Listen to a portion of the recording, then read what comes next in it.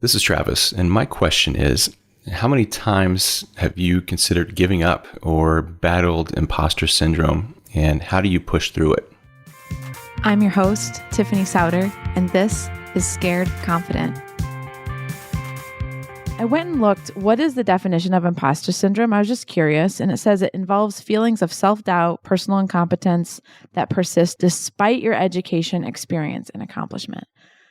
I think this whole notion of imposter syndrome is so connected to this conversation of fear that underlying the way at least I interpret it is really this question of am I enough and am I going to be able to show up when my main stage event happens? Not literally be on a stage, but you're given a hard problem, you have a big presentation, you have a big job or a big project that you're working on. Are you just going to belly flop, or are you going to be able to stick the landing?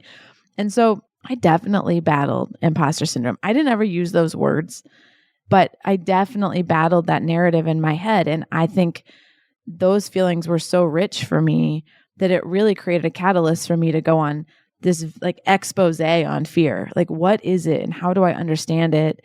And how do I get a more specific understanding of it so that I'm not carrying this around with me everywhere I go?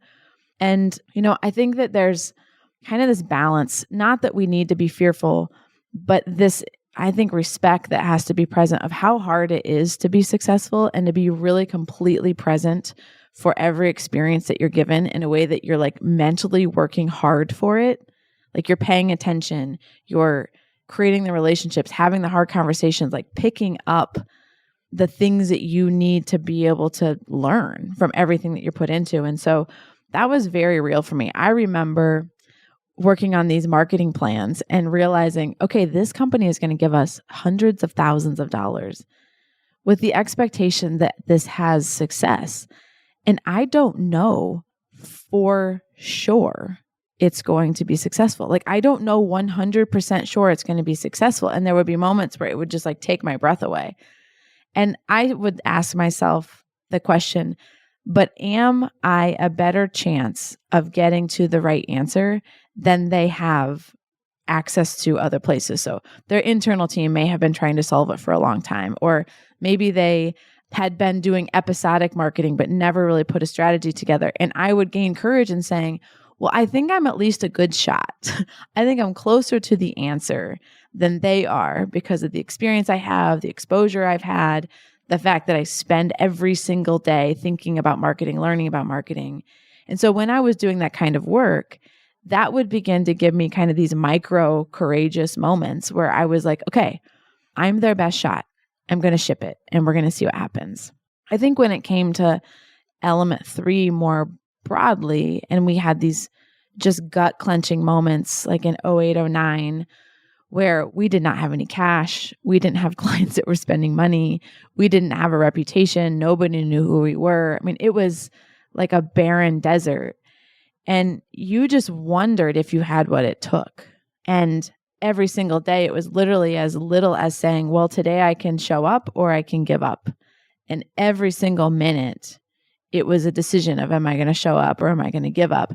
And when you put enough show up minutes together, they become show up days, and those become show up weeks. And you don't know where it's going to lead. You have no idea. But the choice to show up is the only decision that you really need to make, and to be present for what happens and to make the best possible decision that you can, and to let the rest of it be what it is. And again, those micro courage moments began to give me, I think, a broader sense of understanding of macro level courage to say, okay, yeah, we can step into big things. We can step into new stuff. We can, make these strategic moves inside the business. But it started in micro courage moments for sure. The other question I'll uncouple from this is how many times have you considered giving up? I had this assumption that people who are presidents, CEOs, or owners of something, they love it every day of their life, forever and always, until the end of time. It's not true. You also have natural seasons with the thing that you're doing. And I've been in element 3 for almost 20 years. And there have been 2 or 3 distinct times where I had to go back through the process of recommitting, re-understanding what is element 3 today, who am I as a leader today, and what is going on in my life today, or like 8 years ago today. And do those ingredients, can they still fit together? And do I want to commit to what it's going to require me to become? Do I want to commit to what the agency is today? And am I in it for the next leg of the race?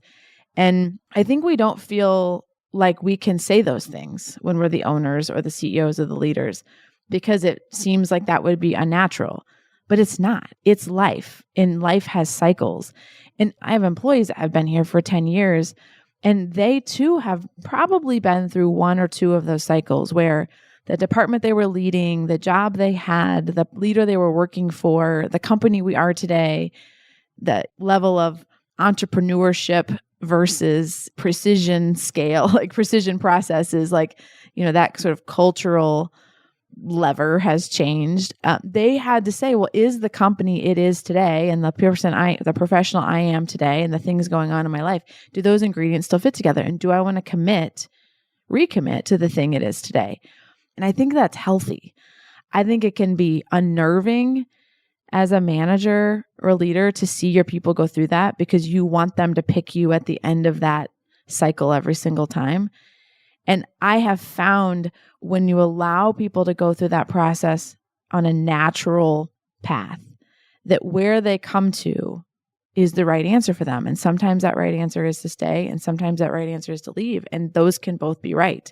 And I think it's the same thing as a CEO. I'm super thankful that every time I've gone through that kind of merry-go-round, I've come back to saying, yes, the leader I want to become, the company it is today, and the way that I need to piece together my life outside of here, that these things can, and I'm still excited for them to fit together.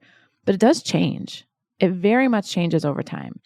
And so I guess that's a little different than saying I'm giving up. But when you get to these squeeze moments where you're like, oh boy, there is no margin, may mean you need to get your heart back into it, because it's become a head commitment, but your like heart and like real energy is not into it.